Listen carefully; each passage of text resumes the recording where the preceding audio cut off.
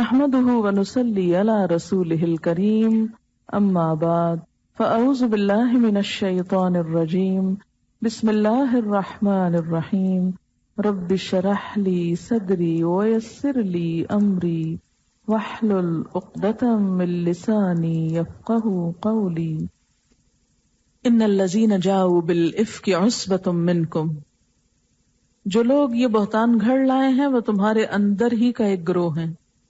لا تحسبوه، نہ تم سمجھو اس کو، یعنی اس واقعے کو، شر لکم، برا اپنے حق میں، بل ہوا خیر لکم، بلکہ یہ بھی تمہارے لیے اچھا ہے، یعنی اس واقعے میں بھی تمہارے لیے بھلائی ہے. لکل امرئ منہم ما اکتسب من الاسم، جس نے اس میں جتنا حصہ لیا اس نے اتنا ہی گناہ سمیٹا. والذی تولی کبرہ، اور جس شخص نے اس کی ذمہ داری کا بڑا حصہ اپنے سر لیا، منہم، ان میں سے، لہو عذاب عظیم، تو اس کے لیے تو بہت بڑا عذاب ہے. پہلے میں چاہوں گی کہ اس واقعے کی مختصر روداد آپ کے سامنے رکھ دوں جو مختلف سیرت کی کتابوں میں بیان ہوئی ہے، اور پھر اس کے بعد اس کی آیات اور الفاظ کی تفسیر. نبی صلی اللہ علیہ وسلم کا دستور تھا کہ سفر میں جاتے ہوئے ازواج مطہرات کے درمیان قرہ اندازی فرماتے، جس کا قرہ نکل آتا اسے ساتھ لے جاتے. غزوہ بنو المصطلق، اس غزوے میں قرہ حضرت عائشہ رضی اللہ تعالی عنہا کے نام نکلا، آپ انہیں ساتھ لے گئے. غزوے سے واپسی میں ایک جگہ پڑاؤ ڈالا. پڑاؤ کا کیا مطلب ہوتا ہے؟ کہیں ٹھہر گئے. حضرت عائشہ اپنی حاجت کے لیے گئیں اور اپنی بہن کا ہار جسے ادھارا لے کر گئی تھی کھو بیٹھی. احساس ہوتے ہی فوراً اس جگہ واپس گئیں جہاں ہار غائب ہوا تھا. اسی دوران وہ لوگ آئے جو آپ کا ہودج اونٹ پر لادا کرتے تھے. ہودج کیا ہوتا ہے؟ جسے ڈولی نہیں ہوتی، پالکی جس کو بولتے ہیں، جس میں شادی کے بعد دلہنیں بیٹھ جاتی ہیں اور پھر کچھ لوگ اٹھاتے ہیں. جنازے سے ملتی جلتی چیز ہوتی ہے، اس لیے کہ اب پالکی تو کہیں نظر نہیں آتی، جنازہ تو پھر بھی کہیں دیکھ لیتے ہیں، تو اس لیے اسٹریچر کہہ لیجیے. بہرحال اس دور میں اونٹ پر بیٹھنے کے لیے عورتوں کو خاص طور پر، آپ کو پتہ ہے کہ اونٹ پہ بیٹھنا ایک بڑا مشقت کا کام ہے، اگر نہ پتا ہو تو کسی دن جا کے بیٹھ کے دیکھ کے آئیے. تو وہ طریقہ کیا ہوتا تھا کہ عورتیں اس پالکی میں بیٹھ جاتی اور کچھ مرد اٹھا کے اس کو اونٹ پہ رکھتے اور پھر سواری چل پڑتی. بہرحال اس پالکی کو عربی میں ہودج کہتے ہیں. اسی دوران جب حضرت عائشہ اپنا ہار ڈھونڈ رہی تھی، کیونکہ حاجت کے لیے گئی تھی تو دور گئی تھی، تو پیچھے سے جو ہودج اٹھانے والے تھے وہ آئے اور انہوں نے ہودج اٹھایا اور اونٹ پہ رکھا اور گئے. انہوں نے سمجھا کہ حضرت عائشہ اندر بیٹھی ہوئی ہیں، اس لیے اسے اونٹ پہ رکھ دیا. ہودج کے ہلکے پن پہ نہ چونکے، کیونکہ حضرت عائشہ ابھی نوعمر تھی، بدن بوجھل نہ تھا. چونکہ کئی آدمیوں نے مل کر ہودج اٹھایا تو اس لیے ہلکے پن پہ بھی تعجب نہ ہوا. اگر صرف ایک یا دو آدمی اٹھاتے تو شاید انہیں پتہ چلتا کہ اندر کوئی نہیں. بہرحال حضرت عائشہ رضی اللہ تعالی عنہا ہار ڈھونڈ کر قیام گاہ پہنچی تو پورا لشکر جا چکا تھا اور میدان بالکل خالی پڑا تھا. نہ کوئی پکارنے والا تھا، نہ جواب دینے والا. وہ اس خیال سے وہیں بیٹھ گئی کہ لوگ انہیں نہ پائیں گے تو پلٹ کر وہیں تلاش کرنے آئیں گے. لیکن اللہ اپنے امر پر غالب ہے، جو تدبیر چاہتا ہے کرتا ہے. چنانچہ حضرت عائشہ کی آنکھ لگ گئی، سو گئی وہیں. اتنے میں ایک صحابی جن کا نام ہے صفوان بن معطل رضی اللہ تعالی عنہ، ان کی آواز سن کر بیدار ہوئی. وہ انا للہ و انا الیہ راجعون پڑھ رہے تھے اور کہہ رہے تھے کہ رسول اللہ صلی اللہ علیہ وسلم کی بیوی. ان کا کام یہ تھا کہ قافلہ جب روانہ ہو جاتا تو یہ پیچھے سے سب جگہ گھومتے تاکہ اگر کوئی گری پڑی چیز ہو تو وہ پہنچا سکیں. انہوں نے جب حضرت عائشہ کو دیکھا تو پہچان لیا، کیونکہ وہ پردے کا حکم نازل ہونے سے پہلے انہیں دیکھ چکے تھے. پردے کا حکم کب نازل ہوا تھا؟ غزوہ احزاب کے بعد، سورۃ الاحزاب میں. اس میں واضح طور پر آتا نا کہ اذا سألتموهن متاعا فاسألوهن من وراء حجاب، کہ جب تم ان سے یعنی ازواج مطہرات سے کچھ چیز مانگو تو پردے کے پیچھے سے مانگو. لیکن سوتے ہوئے ان کا منہ کھل گیا ہوگا، پہچان گئے.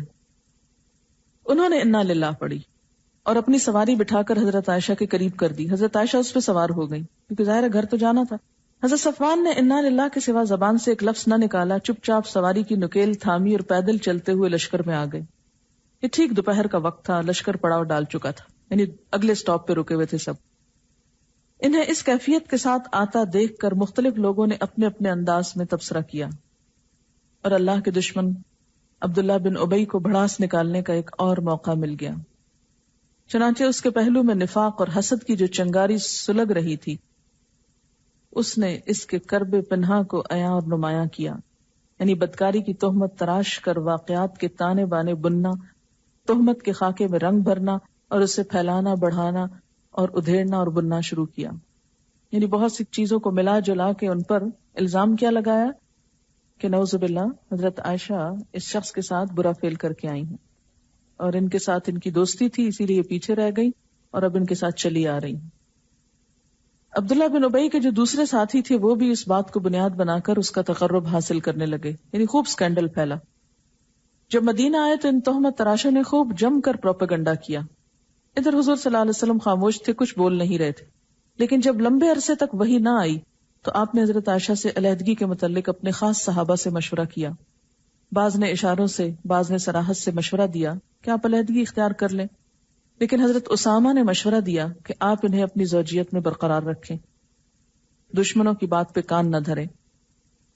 اس کے بعد آپ نے ممبر پر کھڑے ہو کر عبداللہ بن ابی کی ایذا رسانیوں سے نجات دلانے کی طرف توجہ دلائی۔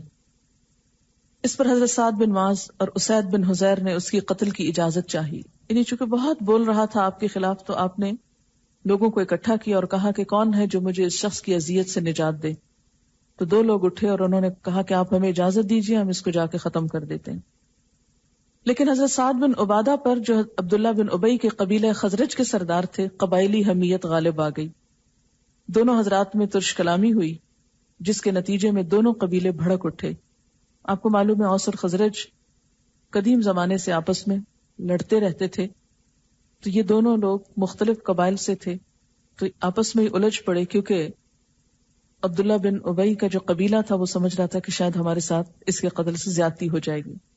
آپ صلی اللہ علیہ وسلم نے بہت مشکل سے انہیں خاموش کیا اور خود بھی خاموش ہو گئے، وہ معاملہ پھر وہیں پر رہ گیا۔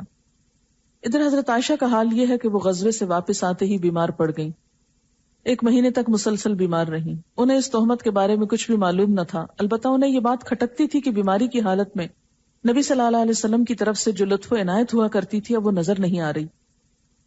بیماری ختم ہوئی تو وہ ایک رات ام مستح کے ہمراہ قضاء حاجت کے لیے میدان میں گئیں۔ اتفاق سے ام مستح اپنی چادر میں پھنس کر پھسل گئیں۔ اس پر انہوں نے اپنے بیٹے کو بد دعا دی۔ حضرت عائشہ نے انہیں اس حرکت پہ ٹوکا تو انہوں نے حضرت عائشہ کو یہ بتلانے کے لیے کہ میرا بیٹا بھی پروپیگنڈے کے جرم میں شریک ہے، تہمت کا واقعہ بتا دیا۔ حضرت عائشہ نے واپس آ کر اس خبر کا ٹھیک ٹھیک پتہ لگانے کی غرض سے حضور صلی اللہ علیہ وسلم سے والدین کے پاس جانے کی اجازت چاہی۔ اجازت پا کر والدین کے پاس تشریف لے گئیں اور صورتحال کا یقینی طور پر علم ہو گیا تو بے اختیار رونے لگیں۔ 2 راتیں اور 1 دن روتے روتے گزر گیا۔ اس دوران نہ نیند آئی اور نہ آنسو رکے۔ وہ محسوس کرتی تھی کہ روتے روتے کلیجہ شک ہو جائے گا۔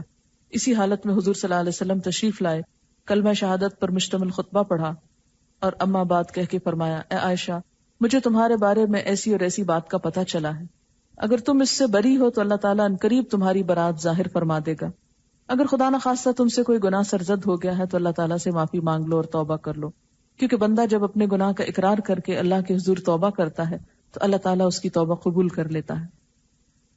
اس وقت حضرت عائشہ کے آنسو ایک دم تھم گئے، اب انہیں آنسو کا ایک قطرہ بھی محسوس نہ ہو رہا تھا۔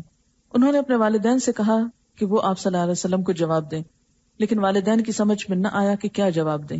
اس کے بعد حضرت عائشہ نے خود ہی کہا، واللہ میں جانتی ہوں کہ یہ بات سنتے سنتے آپ لوگوں کے دلوں میں اچھی طرح بیٹھ گئی، یعنی ہے بالکل جھوٹ لیکن اتنی کثرت سے سنی گئی ہے کہ یوں لگتا ہے کہ سچ ہو گئی، اور آپ لوگوں نے اسے بالکل سچ سمجھ لیا ہے۔ اس لیے اب اگر میں یہ کہوں کہ میں بری ہوں اور اللہ خوب جانتا ہے کہ میں بری ہوں تو آپ لوگ میری بات سچ نہ سمجھیں گے، اور اگر میں کسی بات کا اعتراف کر لوں حالانکہ اللہ خوب جانتا ہے کہ میں اس سے بری ہوں تو آپ لوگ صحیح مان لیں گے۔ ایسی صورت میں واللہ میرے لیے اور آپ لوگوں کے لیے وہی مثال ہے جسے حضرت یوسف کے والد نے کہا تھا، فصبر جمیل واللہ المستعان علی ما تصفون، صبر ہی بہتر ہے اور تم لوگ جو کچھ کہتے ہو اس پر اللہ کی مدد مطلوب ہے۔ اس کے بعد حضرت عائشہ دوسری طرف جا کر لیٹ گئیں اور اسی وقت حضور صلی اللہ علیہ وسلم پر وحی کا نزول شروع ہوا. پھر جب آپ سے نزول وحی کی شدت اور کیفیت ختم ہوئی تو آپ مسکرا رہے تھے. آپ نے پہلی بات جو فرمائی وہ یہ تھی کہ اے عائشہ اللہ نے تمہیں بری کر دیا. اس پر خوشی سے ان کی ماں بولی عائشہ حضور کی جانب اٹھو شکریہ ادا کرو. انہوں نے کہا اپنے دامن کی برات اور رسول اللہ صلی اللہ علیہ وسلم کی محبت پر اعتماد اور وثوق کے سبب قدر ناز کے انداز میں کہا واللہ میں تو ان کی طرف نہ اٹھوں گی، صرف اللہ کی حمد کروں گی. اس موقع پر واقع افک سے متعلق جو آیات نازل ہوئیں وہ سورۃ نور کی یہ 10 آیات ہیں جو ان الذین جاؤ بالافک سے شروع ہو رہی ہیں. اس کے بعد تہمت کے جرم میں مستح بن اساسہ، حسان بن ثابت اور حمنہ بنت جہش ان 3 لوگوں کو 80 کوڑے لگے. 2 مرد حضرات تھے اور 1 عورت.